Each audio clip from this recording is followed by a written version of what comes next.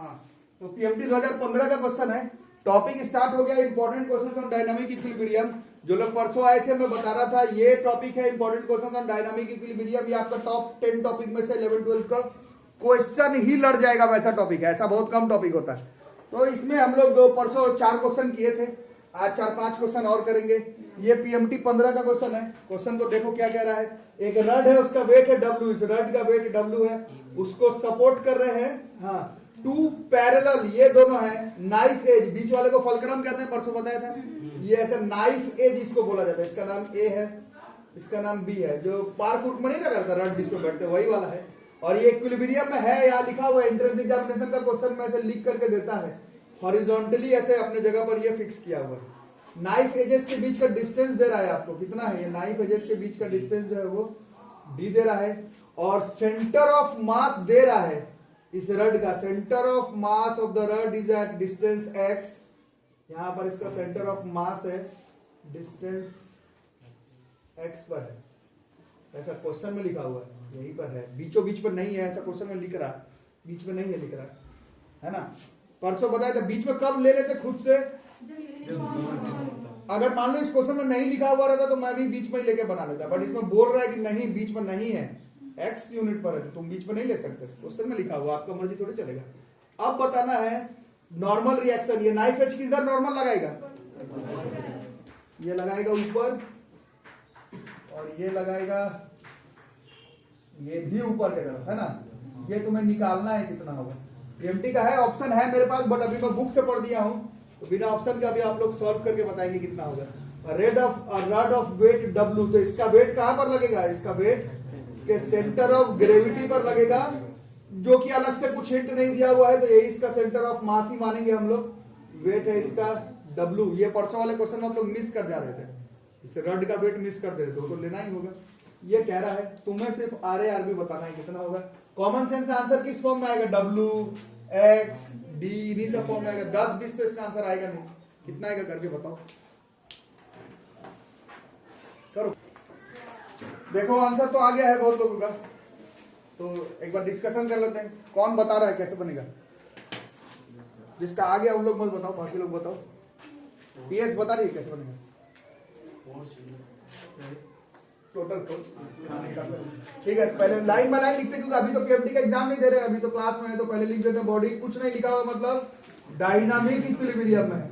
Dynamic equilibrium का मतलब net force भी 0, तो नेट फोर्स वेक्टर है, नेट फोर्स 0 का मतलब x एक्सिस पर जितना फोर्स लग रहा है वो भी 0 होगा, और y एक्सिस पर जितना फोर्स लग रहा है वो भी 0 होगा। इसमें x एक्सिस पे कोई फोर्स दिख रहा है तुम्हें क्या, नहीं दिख रहा है। इसका मतलब है कि y एक्सिस का फोर्स बराबर करने पर काम चल जाएगा।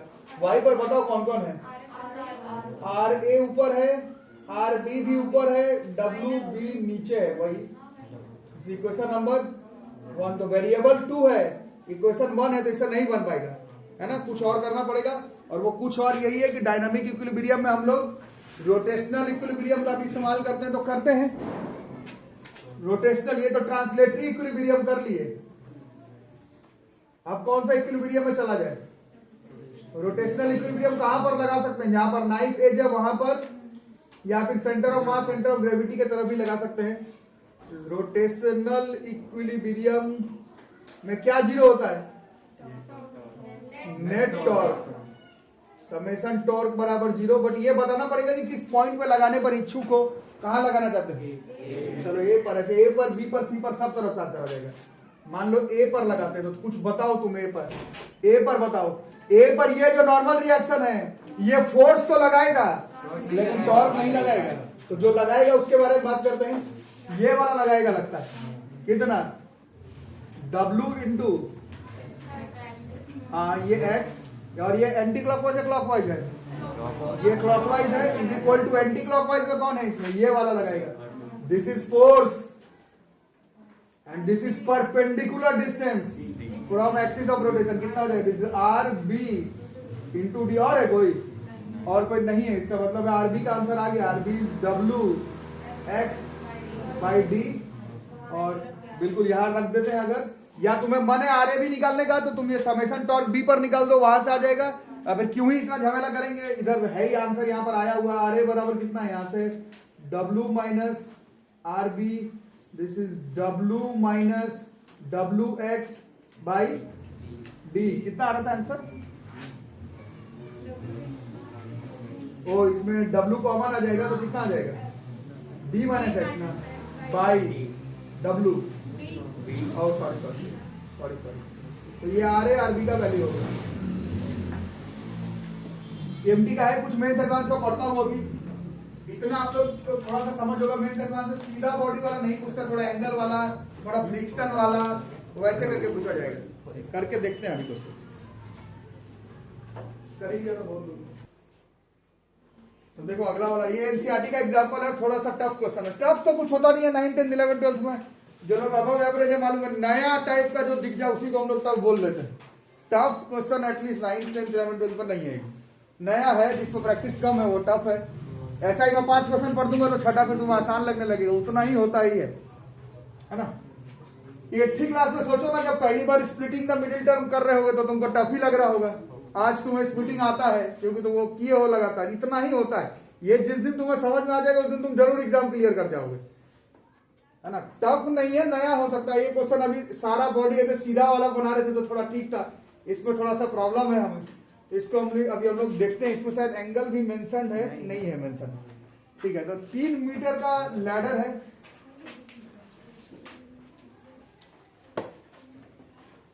और एक दीवार है ऐसा, ये है दीवार।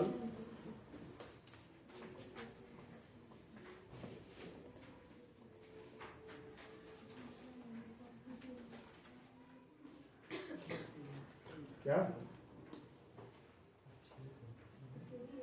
सीढ़ी नहीं, दीवार है। देखो एक बन जाएगी दीवार, बन गया ना। कैसा लग रहा है? अरे ये दीवार है, सीढ़ी नहीं है क्या? तुम भी जो है ना, सुबह सुबह जो चावल खा के आ जाती हो, तो चावल खा के नहीं आना, रोटी और दही ट्यूशन में। ये फ्लोर है, डांस फ्लोर है ना, ये फ्लोर है और ये दीवार है। इसमें क्या रखा हुआ है? एक सीढ़ी। कितने मीटर का है ये? वो क्वेश्चन बना था, मैं बीच में करेंगे क्योंकि ऐसे गंदा हो जाएगा। पहले क्वेश्चन समझ लेते हैं। ये लैडर, इसका जो फीट है वो कहां पर है? वो दीवार से 1 मीटर दूरी पर है।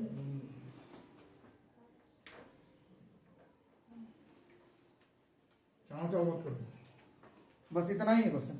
पूछ रहा find the reaction forces of the wall and the floor. Wall और फ्लोर, इसमें रिएक्शन फोर्सेस कहां पर लगा रहा है। तो ये क्वेश्चन थोड़ा सा इनकम्प्लीट है एक्चुअली में, क्योंकि रिएक्शन और नॉर्मल रिएक्शन वर्ड में अंतर होता है। सीधा डायग्राम में तो हम लोग गेस कर रहे थे, अभी जैसे तुम लोग अभी नाइफ एज वाला क्वेश्चन था, उसमें तुम खुद ही बता दिए रिएक्शन ऐसे ऊपर की तरफ लगेगा। बट ऐसे क्वेश्चन में थोड़ा दिक्कत है, तो या तो मेंशन रहना चाहिए या फिर गेस वर्क ठीक से करना पड़ता है। तो ये बुक का क्वेश्चन है। यही क्वेश्चन जब मैं अभी मेंस में नीट का पढ़ूंगा तो उसमें क्लियर कट वर्ड मेंशन रहता है, कहां पर नॉर्मल लग रहा है, नहीं लग रहा है। इसमें रिएक्शन लिखा है, नॉर्मल नहीं लिखा हुआ। एनसीईआरटी का क्वेश्चन है, तो जो मैं बुक में एग्जांपल है, बुक में जैसे बनाया हुआ वैसे सॉल्व करने वाला हूं, मतलब बताने वाला हूं क्या क्या निकालना है, ठीक है। ये दीवार है, ये लैडर है, ये दीवार, इस लैडर, ये दीवार, ये लैडर, ये दीवार, ये लैडर। कहां पर फोर्स लगाएगा रिएक्शन फोर्सेस? ये दीवार पर नहीं, दीवार ही लगा रहा है, सीढ़ी पर, ऐसे बाहर की तरफ आ रहा है, समझ में? ये होगा, इसको कुछ मान लेते हैं R1, ठीक है। यहां दिक्कत है नहीं एक्चुअली में, दिक्कत यहां पर है। अब यहां पर बताओ, ये फ्लोर है, ये कहां पर लगेगा? देखो आप लोग बता रहे ऊपर की तरफ, बट वो जो ऊपर की तरफ है वो नॉर्मल रिएक्शन फोर्सेस है ना। ये थोड़ा सा मुश्किल है, ये वर्ड में थोड़ा सा झोल झमेला। जब जेई में आएगा, नीट में आएगा तो लिख के देगा कौन सा फोर्स। इसमें नहीं लिखा हुआ है तो हम लोग थोड़ा सोच करके करेंगे, ऐसे डायरेक्ट नहीं करेंगे। इतना श्योर है कि नॉर्मल इसका ऐसे ऊपर की तरफ लगता जरूर। इसका नाम N2 मान लेते हैं, इसका नाम B है तो इसको R2 मान लेते हैं, है ना। ये N1 लिख देते हैं, बट ये नॉर्मल है, रिएक्शन है कि नहीं मेरे को पता नहीं है। और आप खास करके ऐसे क्वेश्चन जिसमें डेटा मेंशन नहीं है उसमें ऐसे खुद से बिल्कुल गेस मत कर देना, क्योंकि फिर गलत हो जाएगा तो कोई उपाय नहीं हो पाएगा फिर, है ना। तो हम लोग सोच के करेंगे और कॉन्फिडेंटली करेंगे, क्योंकि ये बुक का क्वेश्चन है, बुक में सॉल्व एग्जांपल है, जैसे बनाया हुआ हम लोग वैसे कर रहे हैं। यही नीट पर ऐसे नहीं कि खुद से गेस कर लिए, उसमें मेंशन रहेगा वैसे करेंगे। इसमें कुछ कुछ थोड़ा आप लोग और हम लोग थोड़ा सोचेंगे कि क्या हो सकता है, ठीक है। अच्छा, तो ये दीवार है, ये हम लोग फ्रिक्शन में पढ़े थे, इस पे इसका मोशन किस तरफ होता है, जैसे ये ससरता तो किस तरफ ससर जाता, ऐसे पीछे की तरफ, तो इसमें फ्रिक्शनल फोर्स कहाँ लगेगा, ऊपर, ऊपर नहीं, यहाँ पर लगेगा इसमें फ्रिक्शनल फोर्स। आ रहा समझ में? ये हम लोग मोशन चैप्टर में पढ़े थे, फ्रिक्शन में जो लोग क्लास नहीं किए बोले फ्रिक्शन का क्लास करो, अब सब चीज छूट ही गया तो क्या ही पढ़ोगे। ये फ्रिक्शनल फोर्स है। अब इसमें हम लोग फिजिक्स का थोड़ा कॉन्सेप्ट लगाते हैं। यहां ए पॉइंट पर ये अभी भी फ्लोर है, और ये फ्लोर यहां पर ऊपर की तरफ एक नॉर्मल लगा रहा है और एक यहाँ पर फ्रिक्शनल फोर्स है। मोस्ट प्रोबेबली जो दोनों का रिजल्टेंट होगा वो ये सीढ़ी है और ये फ्लोर है। आ रहा समझ में? इन दोनों का रिजल्टेंट कहीं इधर लगेगा, है ना। ये हो सकता है ये नॉर्मल फोर्स जिसके बारे में पूछ रहा है, नॉर्मल नहीं, रिएक्शन फोर्स। ये R2 ये वाला होगा, R1। नॉर्मल बोलता तो ऊपर ही वाला निकाल देते, नॉर्मल बोलता तो ऊपर वाला निकाल देते, बट नहीं बोला हुआ, नॉर्मल रिएक्शन फोर्स मेंशन नहीं है। तो ये नॉर्मल और फ्रिक्शनल फोर्स का जो रिजल्टेंट होगा, जो कि सीढ़ी और फ्लोर के बीच का नॉर्मल है, ये देख रहे हो ऐसा, ये सीढ़ी है, ये फ्लोर है, तो ये वाला नॉर्मल है। बट नॉर्मल तो खैर ये वाला है, मतलब ये रिएक्शन फोर्सेस है, reaction, every action has an equal and opposite reaction, वो वाला है। ये वॉल है, ये फ्लोर पर ऐसे नीचे की तरफ इसको धंसा रहा है, तो ये इस पे ऐसे सीधा नहीं लगा पाएगा, इसका जो रिएक्शन है वो इस तरफ से जाएगा, ठीक है। और ये सॉल्व भी है, किताब में लिखा हुआ है, यही वाला निकालना है। तो हमें एक्चुअली में ये निकालना है और ये निकालना है। आ रहा है समझ में? कोई डाउट इसमें? और इसमें और क्या क्या मदद किया हुआ है? इस दीवार का वेट दिया हुआ था कितना, 20 तो केजी था, वेट हो जाएगा 200 न्यूटन। वो कहां पर लगेगा, कुछ नहीं लिखा हुआ है, तो हम लोग इसके सेंटर ऑफ ग्रेविटी पर लगा देंगे, और वो ऐसा लग रहा है कि इसके बीचों बीच में यहाँ कहीं आएगा, है ना। यहाँ पर इसका वेट लगेगा कितना, 200 न्यूटन। इस कॉन्सेप्ट का यूज करना है, और तुम्हें ये R1, ये R1 और ये R2 का वैल्यू निकालना है, ठीक है। चलो देखते हैं निकाल कर। हाँ, 3 मीटर सीढ़ी का हाइट भी दिया हुआ, तो उसका भी यूज करेंगे ही, ऑब्वियस है। यहाँ से यहाँ तक सीढ़ी का हाइट नहीं, सीढ़ी का लेंथ, ये 3 मीटर है सीढ़ी का लेंथ। तो इसका सेंटर ऑफ मास कहां पर लगेगा, कुछ लिखा हुआ नहीं है, तो 1.5 पे लगेगा, है ना। अभी मैं बार बार बता रहा हूँ, यही मेंस एडवांस नीट का क्वेश्चन होता, क्लियर मेंशन होता, यूनिफॉर्म लैडर वर्ड लिखा हुआ रहता, नहीं लिखा हुआ तो बीच में लेके बनाओ, कोई ऑप्शन नहीं तुम्हारे पास। तो ये 1.5 मीटर पर इसका सेंटर ऑफ मास है, होगा, मतलब अगर यूनिफॉर्म हुआ तो ये 1.5 मीटर पर ये है, 1.5 मीटर पर। और यहाँ पर ये एंगल नहीं पता है कितना है, ये दिया रहता है कई क्वेश्चन में, नहीं दिया हुआ है। तो ये 3 है, एक एंगल तो हम लोग निकाल ही सकते हैं एक्चुअली में ट्रिगो के कॉन्सेप्ट से। तो ये क्वेश्चन है, डायग्राम को सेटअप कर लिया जाए और फिर देखते हैं क्या होगा, आंसर नहीं होगा, ठीक है। चलो शुरू करते हैं। इसका नाम भी R2 के जगह F2 रख सकते हो, फोर्स या जो लगा दिए ऐसा लगा दो। शुरू किया जाए बनाने, ठीक है। तो ये दीवार पर ये लैडर रखा हुआ है और ये स्थिर है अपने जगह पर। क्वेश्चन में कहीं पर बता नहीं रहा है, बट ये किस टॉपिक का क्वेश्चन हो सकता है। दीवार रखा हुआ है, दीवार को तो ऐसा रखोगे, दीवार को रखना नहीं है, सीढ़ी को दीवार पर रखोगे तो सीढ़ी क्या कर सकता है, सीढ़ी जो है वो ससर सकता है, लेकिन नहीं ससर रहा है। इसका मतलब है कि वो तुमको इनडायरेक्टली बता रहा है कि क्वेश्चन इक्विलिब्रियम में है, डायनामिक इक्विलिब्रियम में भी है, एकदम कंफर्म, ठीक है। तो करते हैं, आप लोग बताइएगा, अभी सॉल्व मत करिएगा। For the system to be in dynamic equilibrium, अजीब से ही चल रहा है ये। For the system to be in dynamic equilibrium, छापा छुपी रही, थोड़ा डिस्कशन में भाग लो, कुछ बताओ।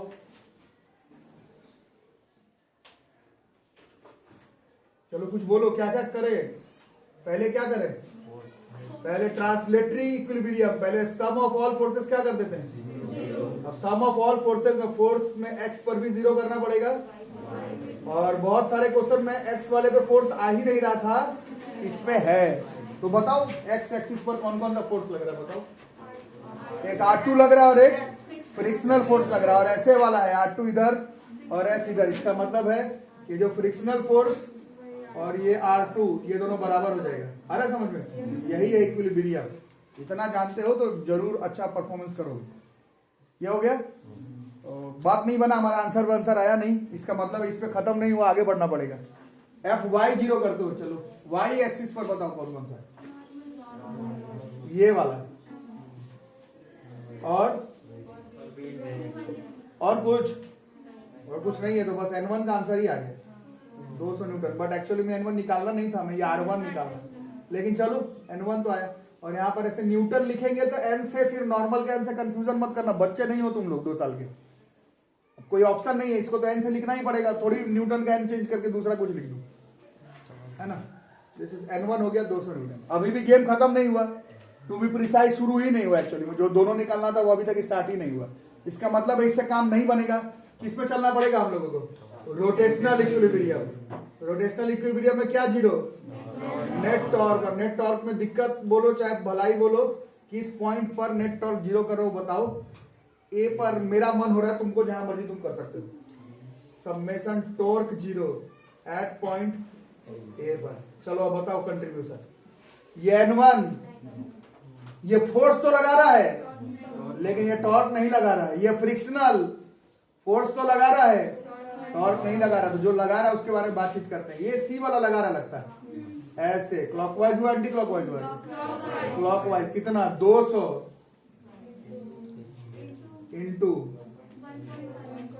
1.5 तो नहीं होगा, 0.5 हो सकता है, 1.5 नहीं होगा, 0.5 1.5 तो इसका बीच का हुआ।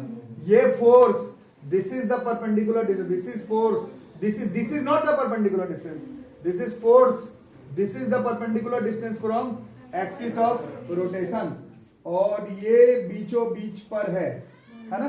कितना हो जाएगा 0.5। ये हो गया क्लॉकवाइज। तो इसको बैलेंस करने वाला जो एंटी क्लॉकवाइज है वो बताओ, और कौन लगा रहा है यहाँ पर, R2। ये है फोर्स, ये है perpendicular distance from axis of rotation, ये है क्लॉकवाइज, और ये वाला है एंटी क्लॉकवाइज। तो ये बैलेंस कर जाएगा। बताओ कितना फोर्स है R2, this is into perpendicular distance, ये वाला चाहिए। ये कैसे आएगा, ये आ जाएगा, ये 3 है, ये 1 है, पाइथागोरस थ्योरम लगाना पड़ेगा, ये √8 हो जाएगा। पाइथागोरस थ्योरम पता ना लगा नहीं, 9 1 तो √8, दिस इज 2√2 होगा मीटर। तो this is force and this is the perpendicular distance, this is force, this is the perpendicular distance, this is clockwise, this is anti clockwise. तो 8 इंटू 2√2 हुआ ना। तो अब बताओ कितना हो गया, ये कट गई 100 बार में। 8 बराबर कितना हो गया 50 बाई √2। रैशनलाइज उसनाइज करना है तो करते हो, तुम्हारा काम हुआ। 8 बराबर कितना हो गया 50, ये जो पड़ेगा 8 बराबर हो गया 25 √2 न्यूटन। R2 निकालना था ना हम लोगों को, ठीक है। तो R2 निकल गया और R1 निकालते हैं। R2 से हमारा पहले ये F निकल जाएगा, ये देखो F R2 के बराबर आ रहा था, आ रहा समझ, यहां आ जाएगा लिखने में।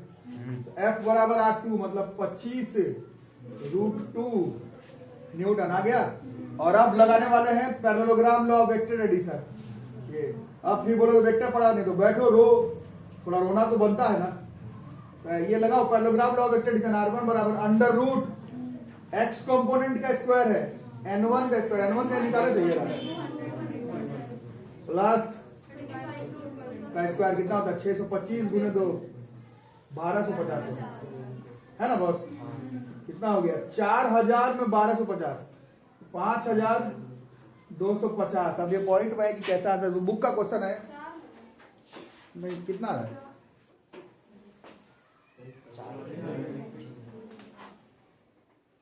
कुछ गलत कर दिया गया, क्या नहीं कर दिया, ओ अच्छा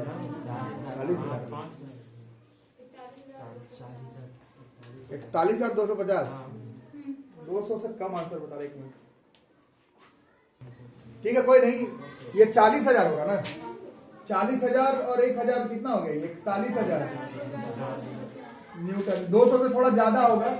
एनसीईआरटी में इस क्वेश्चन का आंसर 199 दिया हुआ। घर पे पैनिक मत कर जाना, 9.8 पर बनाया हुआ, हम लोग 10 पर बनाए हैं। बुक में 200 से थोड़ा कम आ रहा है, मेरा 200 से ज्यादा वैल्यू आ जा रहा है, उससे मतलब नहीं है, सॉल्व वैसे ही होगा, कैलकुलेशन तो होता रहता है। ठीक है, करके देखो इसको। ये बनाओ, यूनिफॉर्म रड है, लेंथ है 1 मीटर का, यूनिफॉर्म रड है, लेंथ 1 मीटर का है। ये तो और पिछले क्वेश्चन से थोड़ा आसान लग रहा है। इसका मास दिया हुआ कितना, 1 kg। कहां पर रेस्ट कर रहा है, ये भी rest against the smooth wall, दीवार पर है। अरे बच्चों बातें मत करो तो।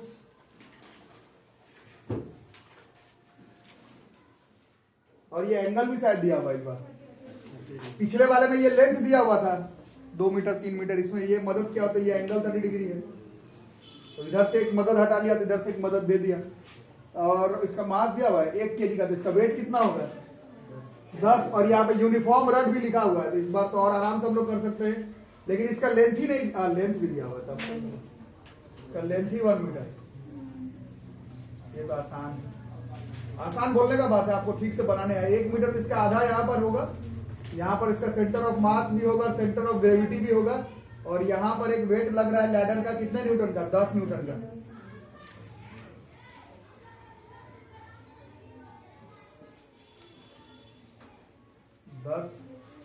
न्यूटन 1 kg था तो 10 न्यूटन नहीं होगा।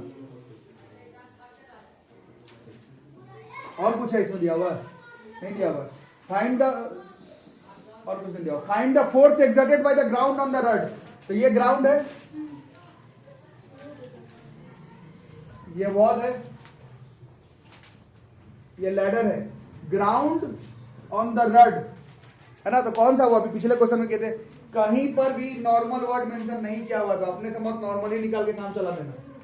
हाँ बिल्कुल रिजल्टेंट, इसमें तो क्लियर हिंट है कि सारे तरह का फोर्स लगाना है। इस पर ऊपर की तरफ लग रहा होता नॉर्मल, इस पे इधर तरफ लग रहा होता फ्रिक्शनल फोर्स, और इन दोनों का जो रिजल्टेंट होगा वही इस क्वेश्चन का आंसर होगा। ये निकालना है एक्चुअली, ये ठीक है। अरे समझ में सबको, ये रिएक्शन वाला आर नहीं है, ये रिजल्टेंट वाला आर है। मैं लिखा हूं, तुमको जो ठीक लगे वो तुम लिख सकते हो। बाकी ये क्वेश्चन बनाना हो जाएगा। अब तो क्या लगता है, उधर वाले का काम पड़ेगा, उधर वाले का पड़ेगा, लगता पड़ेगा। ये इस पर N2 और थोड़ा ट्रिगो वगैरह का भी यूज पड़ेगा लगता है, तो नेमिंग कर ही लेते हैं। ACB यहाँ पर D, यहाँ पर E। चलो शुरू किया जाए।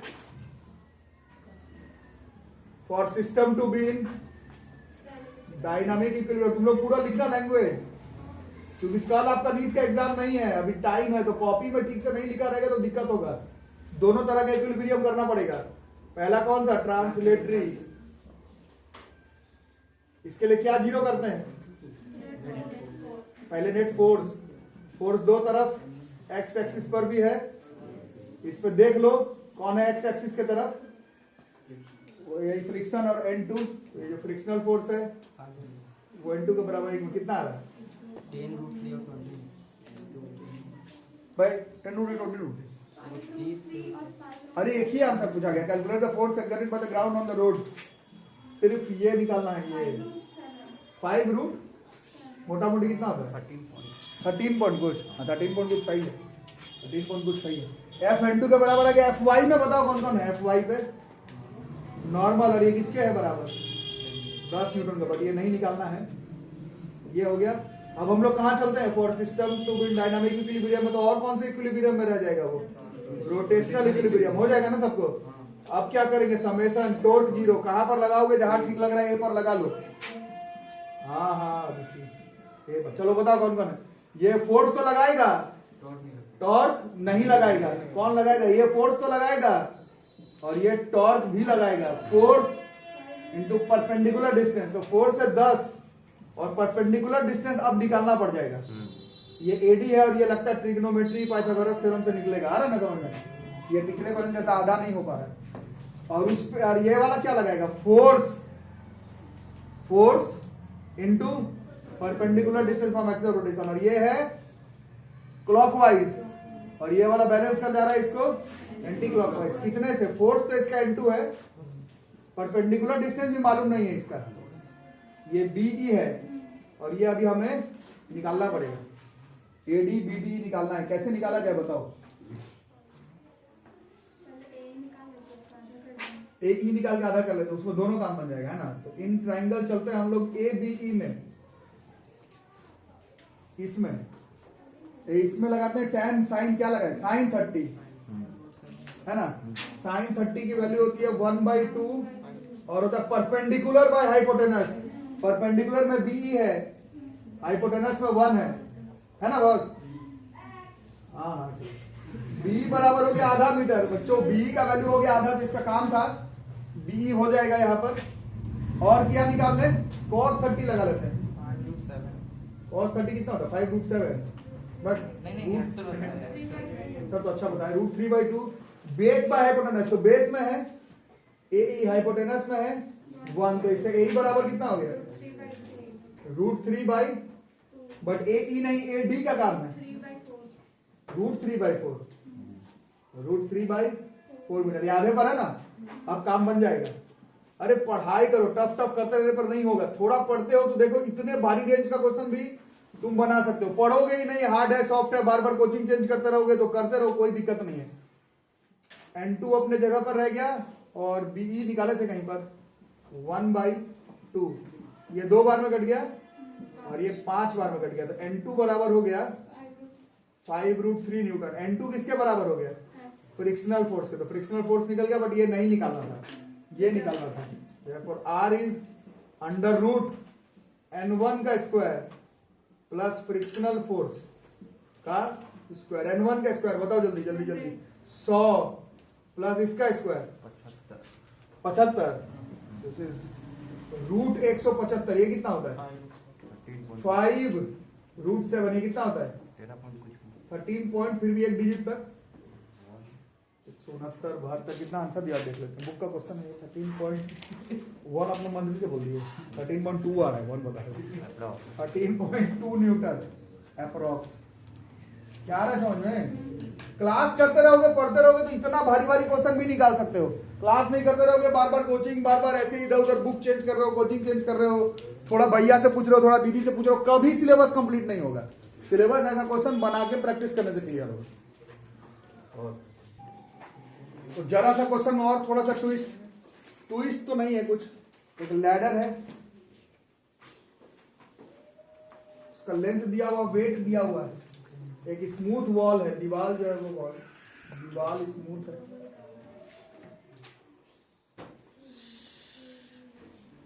कौन हंस रहा है सर करके? रोहित नहीं, ऋषि जी।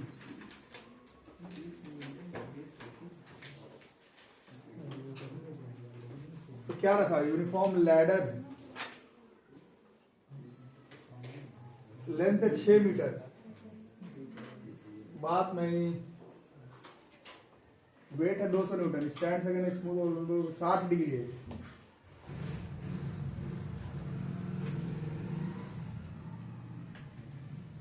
फ्लोर वॉल 6 मीटर का, तो वेट कहां पर आएगा? इसके बीचों बीच पे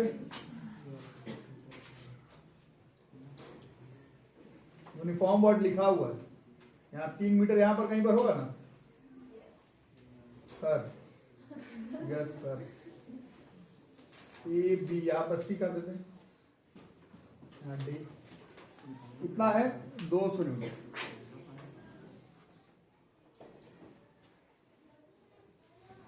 अब क्या एक और है, भास्कर सर, वेइंग 500 न्यूटन, बहुत ही पतले, 50 केजी हुआ, ठीक तो है।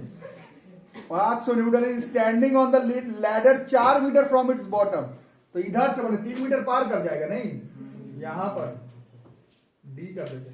ये है 500 न्यूटन, लैडर का लगभग इतना वेट है, उससे थोड़ा ही सा ज्यादा, सोचो 500 न्यूटन, बहुत कम, कम तो है ही। ओके, अब यहाँ पर नॉर्मल रिएक्शन वर्ड मेंशन किया हुआ है, फाइंड द नॉर्मल रिएक्शन से निकालना, 2 जगह डी हो गया, इसको ई कर देते हैं। यहां वाला नॉर्मल, यहां वाला इनटू, निकालना, निकल जाएगा। एक बार निकालो आराम से, अभी बना के दिखाओ कितना आंसर है। इस बार नॉर्मल ही है तो ज्यादा सोच रहे हो उतना दिक्कत नहीं। चलो तो बना के देखते हैं। कुछ निकाले तुम लोग? क्या क्या? यूनिफॉर्म लैडर, हाँ क्या क्या है? सिस्टम इक्विलिब्रियम में है। For a system to be dynamic, Rohit नहीं, पहले समेशन फोर्स 0, इसमें summation force in X axis 0, summation force in Y axis 0। X axis पर कौन कौन है और यहां पर लगता फ्रिक्शनल फोर्स N2 और फ्रिक्शनल फोर्स बराबर है ना। फ्रिक्शन निकालना नहीं है, बोलता तो भी निकाल देते वैसे। समेशन एफ वाई 0 बताओ, N1 इज इक्वल टू कितना हो गया ये? और कुछ नहीं है ना इसमें, तो बस कहानी खत्म हो गई इसकी, है ना। Summation F X F Y से जो हो सकता था कर लिए, एफ एक्स से हुआ है, एफ वाई से हुआ। समेशन टॉर्क 0 कहां पर? ए पर करते हैं तो क्या होगा? ये जो फोर्स है वो फोर्स तो लगाएगा लेकिन टॉर्क नहीं लगाएगा। ये जो फोर्स है फ्रिक्शनल फोर्स तो लगाएगा लेकिन टॉर्क नहीं लगाएगा। थोड़ा काम है इसमें अब हमें, है ना। CADD हो गया, यहाँ पर F आएगा, यहाँ G आएगा। तो क्या क्या का काम है बताओ? कौन कौन लगाएगा? ये लगाएगा ना इस पे, कितना? क्लॉकवाइज कितना? 200 इंटू AF 3, तो ये है force, this is perpendicular distance from x, और ये निकालना पड़ेगा अभी। और हाँ करते हैं, वो तो ट्रिगोस है ना, हाँ वो करते हैं, पहले सेटअप कर लें। ये भी लगाएगा, this is force, this is perpendicular distance and this is again clockwise. तो प्लस माइनस, इसको माइनस लो, उससे कोई मतलब नहीं, क्लॉकवाइज बराबर एंटी क्लॉकवाइज कर रहे हैं। 500 इंटू ये AG है ना, इधर से सब खत्म, ये वाला लगाएगा, this is force, this is perpendicular distance, और ये फिर है anticlockwise is equal to 0 N2 into BE, this is force, this is the perpendicular distance, AE नहीं होगा, इसलिए टॉर्क और एंगुलर मोमेंटम निकालना चाहिए। This is the force and this is the perpendicular distance from axis of rotation. ये force, ये perpendicular distance, ये हो ही नहीं रहा है, इसलिए टॉर्क और एंगुलर मोमेंटम कम से कम कन्फर्म सीखो, बाकी क्वेश्चन तो बनते रहेगा, क्योंकि एंगुलर मोमेंटम के लिए भी linear momentum into perpendicular distance from axis of rotation, torque के लिए force into perpendicular distance from axis of rotation. ये सीखो, बाकी सब तो होते रहता है, क्वेश्चन तो बनते रहता है, उसमें कोई प्रॉब्लम वाली बात नहीं। तो force into perpendicular distance will be, अब ये सब निकालना पड़ेगा ट्रिगो से। तो क्या क्या निकाला जाए? पहले इन ट्राइंगल ABE, ये B है, एक मिनट कर लेते हैं, क्या लगा? साइन 60, ये 6 है ना, साइन 60 इज √3/2 बराबर परपेंडिकुलर बाय हाइपोटेनस। परपेंडिकुलर में BE, हाइपोटेनस में 6, तो BE बराबर 3√3। काम है ना B का, नहीं B का काम है, ठीक है। अब इसी में ये वॉल क्या cos 60, इसी डायग्राम में 1/2 बराबर बेस बाय हाइपोटेनस, बेस में AE, हाइपोटेनस में 6 BA ना, इससे AE बराबर हो गया। AE का काम है?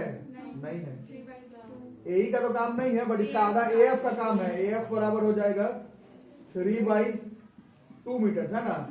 लेकिन अभी ये भी निकालना है, ये 4 मीटर पे था ना, भास्कर सर 4 मीटर दूरी पर था, ये अभी करना बाकी है। इन ट्राइंगल बोलो ADG, ये चाहिए तो cos से ही निकलेगा। cos 60 कितना होता है? 1/2 बराबर बेस बाय हाइपोटेनस, बेस में है AG, हाइपोटेनस में है 4, AG बराबर 2 हो गई। आ रहा ना मुन्नो? बड़े में तुम लोग ठीक हो, बस पढ़ते ही नहीं, दिक्कत है। 200 इंटू AF 3/2। अरे ये सब हाई लेवल क्वेश्चन ऐसा बना रहे हो धीरे धीरे भी तो भी काम बन जाएगा। Ag2 N2 का पता नहीं है, यही निकाल रहे हैं हम लोग। और BE का अब बोलो 300 1000 3N2 बाय 3√3N2 बराबर 1300, N2 बराबर 1300 बाई 3√3। रेस्लाइज करना है 250, रेस्लाइज करना है तो कर सकते हो, नहीं माने तो मत करो। 1300√3 बाई 9। अब काट कूट रहा है तो काटो, वरना मेरे को उतना काम नहीं। दिस इज न्यूटन, तो ये N2 इतना ही था 1300√3 बाई 9 न्यूटन, और N1 जो है वो 700 न्यूटन। तो इस तरह का क्वेश्चन है। बुक में थोड़ा गलत बनाया हुआ है, एक्चुअली थोड़ा इधर उधर हो गया। कितना आंसर यही है, इसको कुछ अलग आंसर आएगा। झूठ मत बोलो, तुम्हारा दूसरा थोड़ा अलग लग रहा है। वही बात है। ठीक है, तो ये हो गया सीडी वाला टाइप का क्वेश्चन हमारा डायनामिक इक्विलिब्रियम का। अच्छा, इसमें अगर तुमसे पूछ लेता जो लोग क्लास किए फ्रिक्शन का, इसमें नॉर्मल फ्रिक्शनल फोर्स बराबर म्यू इंटू आर, तो म्यू मान लो पूछा जाता, कोफिशिएंट ऑफ फ्रिक्शन ये भी पूछा गया, तो वो भी निकाल लेते। फ्रिक्शनल फोर्स पे फिर म्यू इंटू आर कर देते। आर निकाला हुआ इसमें जो N1 होता, उससे म्यू का वैल्यू भी याद नहीं। इसमें क्वेश्चन में मैनिपुलेशन हो सकता है, इसमें कोफिशिएंट ऑफ फ्रिक्शन पूछ सकता था, इसमें आया भी है जेईई के एग्जाम में। तो और क्वेश्चंस करेंगे। फिलहाल तो अगले क्लास से थोड़ा सा मूवमेंट ऑफ इनर्शिया की तरफ चलेंगे। इक्विलिब्रियम में से एंगल वाला, फ्रिक्शन वाला और सीधा बॉडी वाला एक बार अच्छे से मिला लो। ठीक है, थैंक यू।